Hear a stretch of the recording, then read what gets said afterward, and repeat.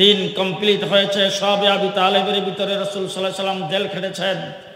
দিন কমপ্লিট হয়েছে। রাসূল সাল্লাল্লাহু আলাইহি সাল্লাম সেজদায় গেছেন, উটের পচা নারী বড়ি রাসূলের ঘাড়ের উপর রেখে দেওয়া হয়েছে। দিন কমপ্লিট হয়েছে। এই দিনের জন্য রাসূলের পায়ের নিচে কাঁটা বিছানো হয়েছে। আজকে দিন কমপ্লিট, সবাই খুশি। আবু বকর সিদ্দিক বসে বসে কাঁদতেছেন, গাল বেয়ে বেয়ে পানি ঝরতেছে। সাহাবায়ে কেরাম জিজ্ঞেস করেছেন, আবু বকর, দিন কমপ্লিট হয়েছে, আমরা তো অত্যন্ত আনন্দিত, তুমি কেন কাঁদতেছ?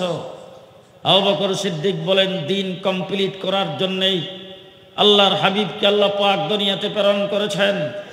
দিন যখন কমপ্লিট হয়েছে, তার দ্বারা বোঝা গেল আল্লাহ পাকের হাবিব যেই কারণে পৃথিবীতে আগমন করেছিলেন সেই কাজ সমাপ্ত হয়েছে। আল্লাহর হাবিব আর দুনিয়াতে থাকবেন না। সাহাবায়ে কেরাম এই ঘোষণা শোনার পরে, এই কথা শোনার পরে গোটা সাহাবায়ে কেরাম কান্নায় ভেঙ্গে পড়েছেন। আল্লাহর নবী ডাক দিয়ে বলেছেন, সাহাবীরা শোনো, অতীতে নবী দুনিয়ার থেকে চলে গেছেন, তার নবুয়তিও চলে গেছে, তার কিতাবও চলে গেছে, তার আদর্শ চলে গেছে, তার শরীয়ত চলে গেছে, তার যাবতীয় সব কিছু চলে গেছে। আমি দুনিয়ার থেকে চলে যাব ঠিক, কিন্তু আমার নবুয়তি কিয়ামত পর্যন্ত থাকবে। তোমরা যেই গাছের গোড়ায় রক্ত নয় পানি দিয়েছ, সেই কারা গাছ, চারা গাছ, ডালপালা মেলতে থাকবে। পৃথিবী কিয়ামত পর্যন্ত দিন সামনের দিকে অগ্রসর হইতে থাকবে, এক কদমও পেছনে যাবে না। মুহাম্মদুর রাসূলুল্লাহ সাল্লাল্লাহু আলাইহি ওয়াসাল্লাম অতীতে নবী দুনিয়ার থেকে চলে গেছেন, কোন নবী তার খলিফা নিয়োগ করে যান নাই। নবী দুনিয়ার থেকে চলে গেছেন, কোন নবী তার নায়েব ঠিক করে যান নাই। হযরত ঈসা আলাইহিস সালাম দুনিয়ার থেকে চলে গেছেন, যাওয়ার আগে বলেছেন, মুবাশশিরাম বিরাসূল ইয়াতি মিন বাদি ইসমুহু আহমদ, আমি দুনিয়াতে আগমন করেছি আহমদ নামের আখিরি নবী, বিশ্ব নবীর খুশখবরি দেওয়ার জন্যে দুনিয়ার থেকে চলে গেছেন। তাদের দিন রক্ষা করার জন্য কোনো নায়েব নাই, কোনো খলিফা নাই। আমার নবী ঘোষণা করেছেন, উম্মত ভালো করে শুনে রাখো, আমি তো দুনিয়ার থেকে চলে যাব, কিন্তু আমি আমার খলিফা নিয়োগ করে গেলাম। দিনের অসমাপ্ত কাজগুলি আমার খোলাফায়ে রাশিদিনের দ্বারা হবে। আমার খোলাফায়ে রাশিদিন দিন ইসলামের সুবিধার্থে তারা যে সিদ্ধান্ত দেবে, এই সিদ্ধান্ত আমারটা মানা উম্মতের জন্য যেমন জরুরি, খোলাফায়ে রাশিদিনেরটাও মানাতে মন জরুরি। খোলাফায়ে রাশিদিন হযরত আবু বকর সিদ্দিক সর্বপ্রথম আমিরুল মুমিনিন খলিফাতুল মুসলিমিন হয়েছেন।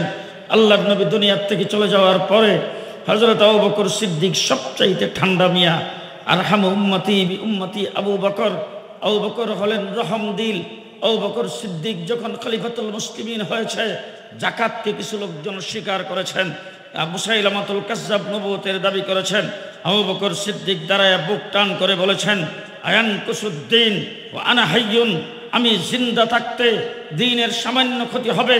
আবু বকর সিদ্দিক বরদাস্ত করবে না। হযরত উমর, উসমান, আলী রাদিয়াল্লাহু তাআলা আনহুম আসছে, দ্বীনের দায়িত্ব গ্রহণ করেছেন। চলে গেছেন সাহাবায়ে কেরামের যুগ। ইমামে আজম আবু হানিফা রাহমাতুল্লাহি আলাইহি আসছেন, উম্মতের দায়িত্ব গ্রহণ করেছেন।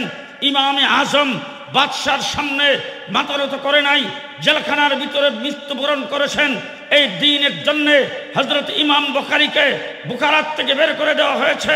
ইমাম আহমদ ইবনে হাম্বলকে দৈনিক ৮০টা করে দুর্রা মারা হতো। ইমাম মালিক রাহমাতুল্লাহি আলাইহিকে পিটাইতে পিটাইতে 2টা হাত ভেঙে দেওয়া হয়েছে, হাত উপরের দিকে কোনোদিন উঠাইতে পারে নাই। এইভাবে দ্বীনের জন্য সাহাবায়ে কেরাম থেকে শুরু করে অদ্য পর্যন্ত দ্বীনের উপর যেই দিক থেকে আক্রমণ আসছে, উলামায়ে কেরাম দ্বীনের পাহারাদারি করেছেন, দ্বীনের জন্য জান মালের বাজি লাগিয়েছেন। আজকে আমরা তাদের উত্তরসূরি। আজকে যদি দ্বীনের উপরে কোন দিক থেকে সামান্য আঘাত আসে, আমরা আমাদের শরীরের 1 ফোঁটা করে রক্ত দ্বীনের জন্য রেখেছি, সব বিলিয়ে দিতে প্রস্তুত।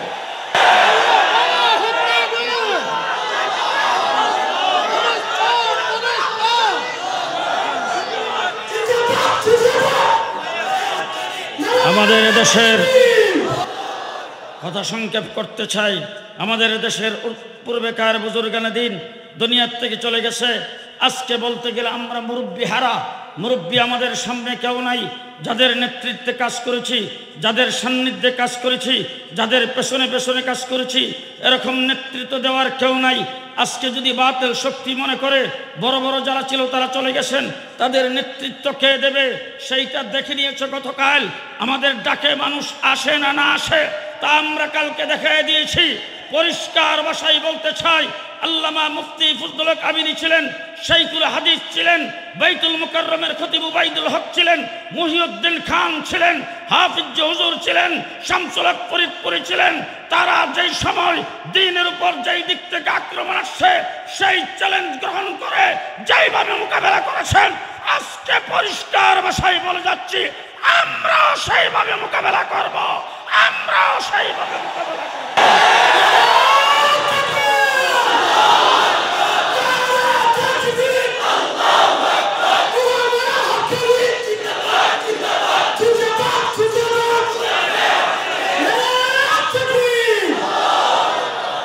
পাকিস্তান যখন হয়েছে, আইয়ুব খান ফ্যামিলি প্ল্যানিং আইন জারি করেছেন।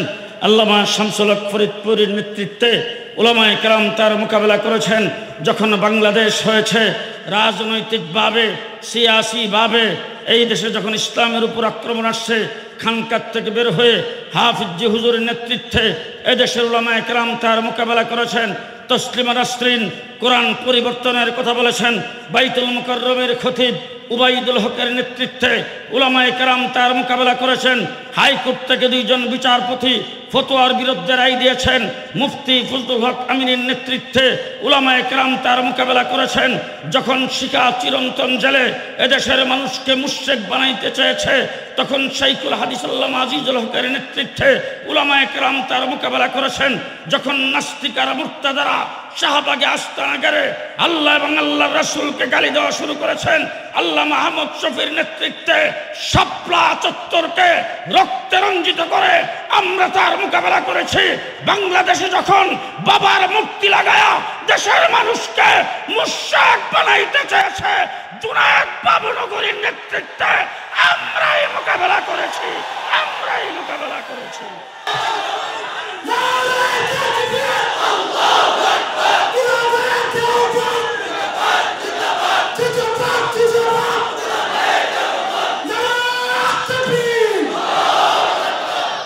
পরিষ্কার ভাষায় বলতে চাই, আমাদের পরিচয় আমাদেরকে ঠিক রাখতে হবে।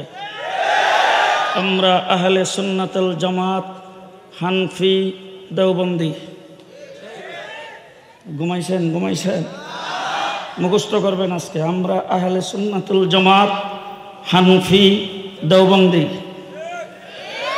বলেন বলেন বলেন বলেন। আমরা আহলে সুন্নাতুল জামাত, হানফি, দেওবন্দি। বলেন বলেন বলেন বলেন। ইংরেজ 250 বৎসরে এদেশের 3.5 লক্ষ আলেমকে খতম করেছেন। একদিনে 14,000 আলেমকে ফাঁসির কাস্টে ঝুলিয়েছেন। যখন এই দেশ থেকে ইসলামকে বিদায় করে দেওয়ার জন্যে সর্বপ্রথম টার্গেট করেছেন উলামায়ে কেরামকে দুনিয়ার থেকে বিদায় করে দেশে আলেম শূন্য করে দেশটার থেকে ইসলামকে বিদায় করে দিবে। তখন যারা বেঁচে ছিলেন, হযরতে কাসেম নানতুবি রহমতুল্লাহ আলাই, রশিদ আহমদ গঙ্গোহী রহমতুল্লাহ আলাই, সৈয়দুত তাইফা হাজী আমদাদুল্লাহ মুহাজির মক্কি রহমতুল্লাহ আলাই, দেওবন্দিয়তের পীর, তিনি দোয়া করেছেন, তাওয়াজ্জু দিয়েছেন। আর তার সুযোগ্য শাগরিদ কাসেম নানতুবি রহমতুল্লাহ আলাই, রশিদ আহমদ গঙ্গোহী, তারা মিলে দেওবন্দের আনার গাছের নিচে একজন ছাত্রকে সবক দিয়েছেন। সেই ছাত্রের নাম মাহমুদ হাসান দেওবন্দি। সেই ছাত্র কালক্রমে সর্বপ্রথম সবক নিয়ে তিনি হয়েছেন শাইখুল আরবি ওয়াল আজম, শাইখুল হিন্দ মাহমুদুল হাসান দেওবন্দি রহমতুল্লাহ আলাই। সেই মাহমুদুল হাসান দেওবন্দি এক জাক ছাত্র তৈরি করেছেন, যেই ছাত্রদের দ্বারা আজকের গোটা পৃথিবীতে কোরআনের তাফসীরের খেদমত মাহমুদুল হাসান দেওবন্দির ছাত্র, দাওয়াত ও তাবলীগের কাজ মাহমুদুল হাসান দেওবন্দির ছাত্র, হাদিসের খেদমত মাহমুদুল হাসান দেওবন্দির ছাত্র। মাওলানা আহমদ আলী সাহেব বুখারী শরীফ পড়ান, বুখারীর খাসিয়ার দিকে তাকাবেন মাহমুদুল হাসান দেওবন্দির ছাত্র, বুখারীর শরার দিকে তাকাবেন মাহমুদুল হাসান দেওবন্দির ছাত্র, বুখারীর তকরির দিকে তাকাবেন মাহমুদুল হাসান দেওবন্দির ছাত্র। মাহমুদুল হাসান দেওবন্দি এক জাক ছাত্র তৈরি করে গেছেন। নিজে কোনো কিতাব লেখেন নাই, কিন্তু তিনি তিনি বলেছেন এমন কিতাব লিখে গেছি যেই কিতাব কিয়ামত পর্যন্ত যুগে যুগে কালের সাক্ষী হয়ে থাকবে। তিনি বলছিলেন আমি কিতাব লিখেছি, জিন্দা কিতাব, মুর্দা কিতাব লিখি নাই। আমার কিতাব যদি দেখতে চাও তাফসীরের লাইনে, তাইলে জাফর আহমদ উসমানী, শিব্বির আহমদ উসমানীকে দেখো। আমার কিতাব যদি দেখতে চাও হাদিসের লাইনে, আনোয়ার শাহ কাশ্মীরকে দেখো। আমার কিতাব যদি দেখতে চাও যুদ্ধ জাহাদের লাইনে, উবাইদুল্লাহ সিন্দিকে দেখো। আমার কিতাব যদি দেখতে চাও সিয়াসি লাইনে, হুসাইন আহমদ মাদানীকে দেখো। আমার কিতাব যদি দেখতে চাও তাসাউফের লাইনে, হযরত আশরাফ আলী থানভীকে দেখো। আমার কিতাব যদি দেখতে চাও ইফতার ফতোয়ার লাইনে, মুফতি কিফায়াতুল্লাহকে দেখো। আমার কিতাব যদি দেখতে চাও দাওয়াত ও তাবলীগের লাইনে, মাওলানা ইলিয়াসকে দেখো। হযরত মাওলানা ইলিয়াস রহমতুল্লাহ আলাইহির মাধ্যমে এই দেশের মানুষকে কালিমা শেখানো, উজু শেখানো, গোসল শেখানো, পাক নাফাক শেখানো, মানুষের মধ্যে দাওয়াত ও তাবলীগের মাধ্যমে ঈমান আমলের মেহনত করে আমেরিকা রিপোর্ট দিয়েছে ৩২ লক্ষ মানুষ শুধু গাট্টিওয়ালাদের দাওয়াতে ইসলাম কবুল করেছেন। হযরত মাহমুদুল হাসান দেওবন্দি রহমতুল্লাহ আলাইহি এক জাগ ছাত্র তৈরি করে গেছেন। সেই ছাত্রদের কারনামা আজকে হযরত মাওলানা আহমদ আলী সাহেব এখানে বুখারী পড়ান, হযরত মাওলানা দেলোয়ার সাহেব এই মাদ্রাসার মুহতামেন। তাদের সিলসিলা তালাশ করে দেখেন, কোনো না কোনোভাবে হুসাইন আহমদ মাদানীর সাথে সম্পর্ক, কোনো না কোনোভাবে আনোয়ার শাহ কাশ্মীরের সাথে সম্পর্ক, কোনো না কোনোভাবে তারা আশরাফ আলী থানভীর সাথে সম্পর্ক, কোনো না কোনোভাবে মাহমুদুল হাসান দেওবন্দির সাথে সম্পর্ক, কোনো না কোনোভাবে তার উস্তাদ কাসেম নানতুবির সাথে সম্পর্ক। সেই সিলসিলা অনুযায়ী আজকের দিন পর্যন্ত চলছে। কিন্তু আজকে পরিষ্কার ভাষায় বলতে চাই, যেইভাবে আমাদের বুজুর্গানে দিন ওই সিলসিলা অনুযায়ী তাদের নকশা কদমের উপর চলে, তাদের ছাত্রত্ব গ্রহণ করে, তাদের দেওয়া কিতাবাদি পড়ে, তাদের দেওয়া তালিম গ্রহণ করে যেইভাবে বাতিলের মোকাবেলা করেছেন, আজকের যুগে সবচাইতে বড় বাতিল হিসাবে আবির্ভূত হয়েছেন। তাবলীগ জামাতের কাজে কুটারাঘাত করেছেন মৌলানা সাদ। এই সাদ বাংলাদেশের সাদিয়ানি গ্রুপেরা বাংলাদেশের মসজিদে গন্ডগোল লাগাইবার চেষ্টা করছে, টঙ্গীর মাঠে কাকরালী মসজিদে গন্ডগোল লাগাইবার চেষ্টা করছে।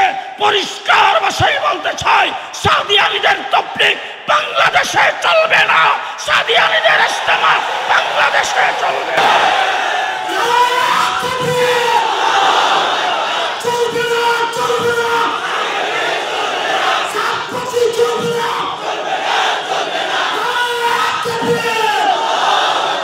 পরিষ্কার ভাষায় বলতে চাই, তারা বলে আমাদের সাথেও মৌলবী আছে।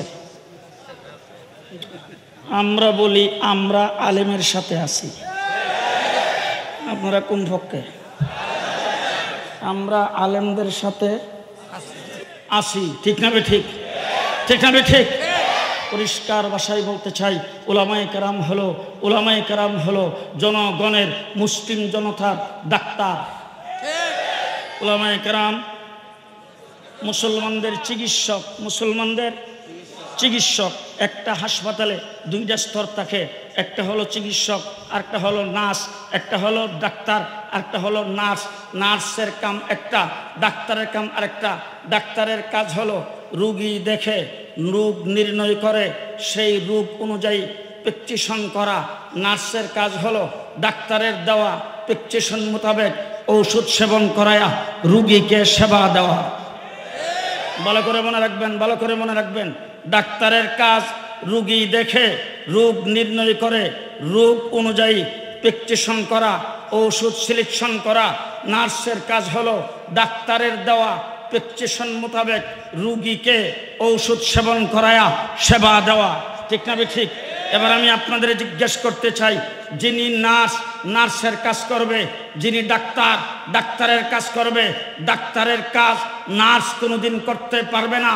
যদি নার্স হইয়া সে যদি প্রেসক্রিপশন করতে চায়, নার্স হইয়া রুগী দেখতে যায়, নার্স হইয়া রুগীর জন্য ওষুধ নির্বাচন করতে চায়, তাইলে সেই রুগী চিকিৎসার অভাবে, ভুল চিকিৎসার কারণে মারা যাবে নিশ্চিত, তার মধ্যে কোনো সন্দেহ নাই।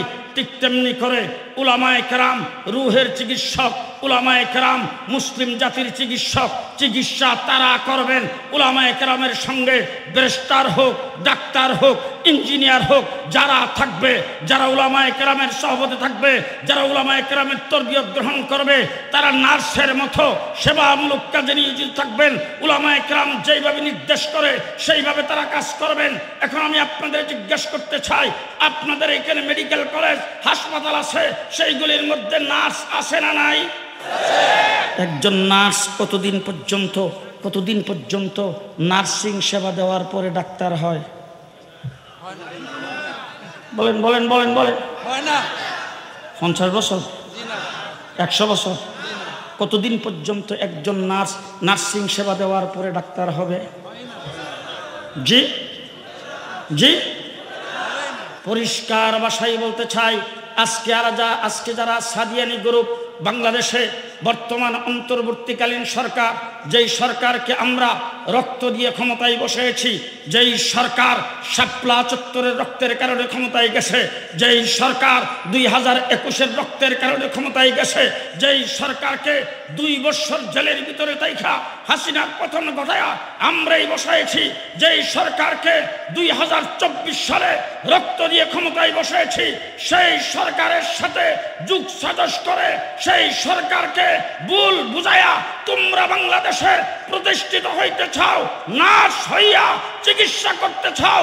পরিষ্কার ভাষায় বলতে চাই, ব্যারিস্টার হোক, ডাক্তার হোক, ইঞ্জিনিয়ার হোক, প্রফেসর হোক, যেই যত বড় হোক, 1000 বছর যদি তাবলীগে চিল্লা দেয়, সেই ব্যক্তি কোনোদিন আলেম হতে পারবে না। যেমনি করে কোনো রাস 50 বছর, 50,000 বছর যদি নার্সিং সেবা দেয়, সে যেমন ডাক্তার হতে পারে না, তেমনি করে কোনো বড় ব্যক্তি, কোনো বড় প্রফেসর, ডাক্তার, যে যত বড় শিক্ষিত হোক না কেন, জাগতিক শিক্ষায় শিক্ষিত হয়ে সে 1000 বার তবলিগে চিল্লা দিলেও আলেম হতে পারবে না। ঠিক না ঠিক?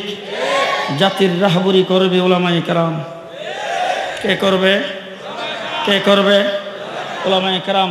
মাত্র 48 ঘন্টার নোটিশে গোটা বাংলাদেশের কওমি মাদ্রাসার পরীক্ষা মুলতবি করে কালকে ছাত্র শিক্ষক সবাই এসে সরোয়ার্দী উদ্যানে জমা হয়েছে।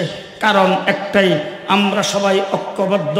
সাদ সাহেব গুমরা, আমরা সবাই ঐক্যবদ্ধ। সাদ সাহেব পথভ্রষ্ট, আমরা সবাই ঐক্যবদ্ধ। সাদ সাহেবের আকীদা খারাপ, আমরা সবাই ঐক্যবদ্ধ। সাদ সাহেব একজন চরম বিয়াদব, এই বিয়াদবের নেতৃত্ব তাবলিগ জামাতে চলতে পারে না। স্বঘোষিত আমিরের নেতৃত্ব তাবলিগ জামাতে চলতে পারে না। সুতরাং তাবলিগ জামাত উলামায়ে কেরামের নেতৃত্বে চলবে। কাকরাইল মসজিদ উলামায়ে কেরামের নেতৃত্বে চলবে। ইজতেমার মাঠ উলামায়ে কেরামের নেতৃত্বে চলবে। কে কে রাজি আছেন হাত তুলে দেখান।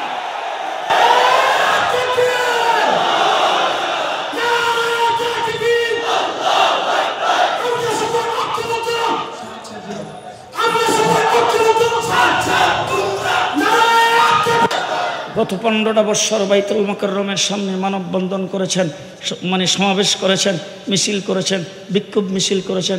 সেই জায়গার ভিতরে আমরা বলছেন আমরা রাজাকার, আমরা পাকিস্তানি, আমরা আওয়ামী বিরোধী, আমরা সরকার বিরোধী, আমরা সরকারকে ক্ষমতার থেকে হটাইয়ে দিতে চাই। আর তারা হলো সরকারপন্থী।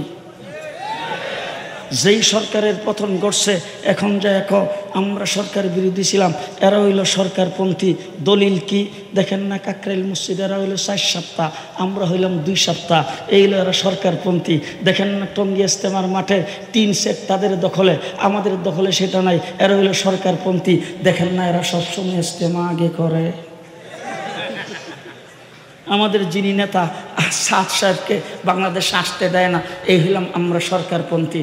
রক্ত এই সরকারের বিরুদ্ধে আমরা দিয়েছি, তোমরা কোনোদিন মাঠে নাই মা রক্ত দেও নাই।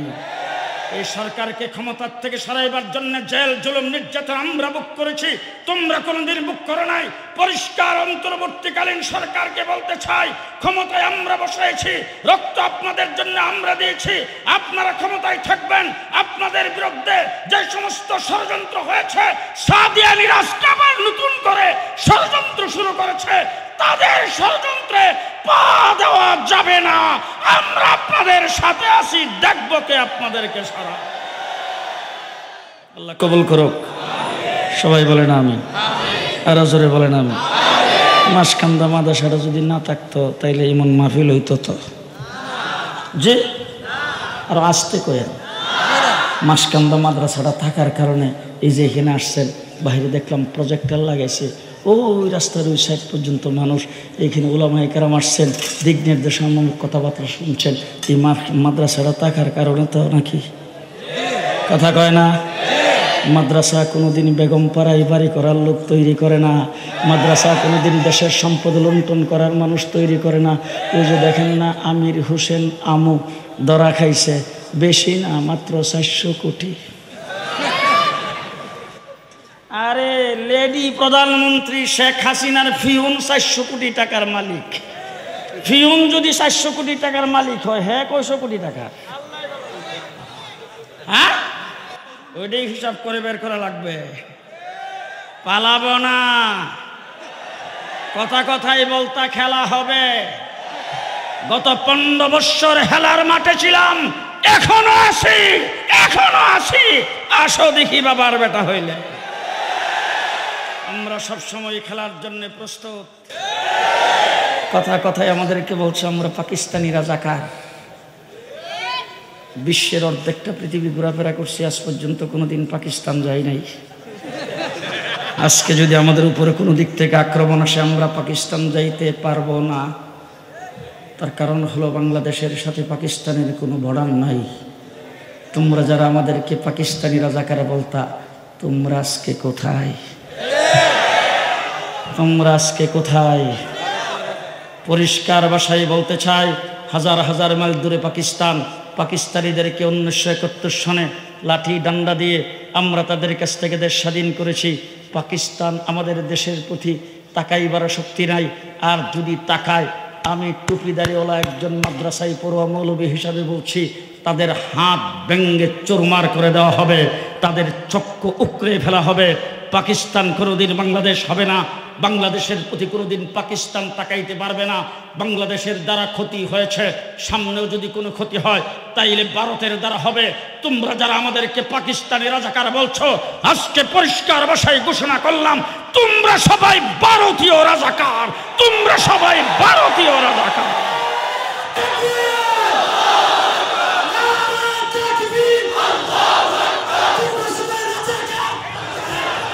পরিষ্কার ভাষায় বলছি, মনে রাখেন, আগামী দিনে বাংলাদেশ হবে। এই দেশ সোনার বাংলা হয়েছে, সবুজ বাংলা হয়েছে, নতুন বাংলা হয়েছে। এইবার সেই দেশকে ইসলাম বাংলা হিসাবে করতে চাই। কে কে প্রস্তুত আছেন হাত তুলে দেখান। ইসলাম বাংলা হিসেবে বাংলার দেশকে গড়তে চাই। এই দেশের প্রতি যদি রক্তচক্ষু কেউ দেখায়, ভারত থেকে যদি কেউ ষড়যন্ত্র করতে চাই দেশের বিরুদ্ধে, পরাজিত শক্তি যদি আবার আইসা বাংলাদেশে ইন করতে চায়, যার যা কিছু আছে তাই নিয়ে পিটাইয়া তক্তা বানায় দিতে হবে। মন থাকবে। প্রস্তুত আছেন তো? আল্লাহ কবুল করুক।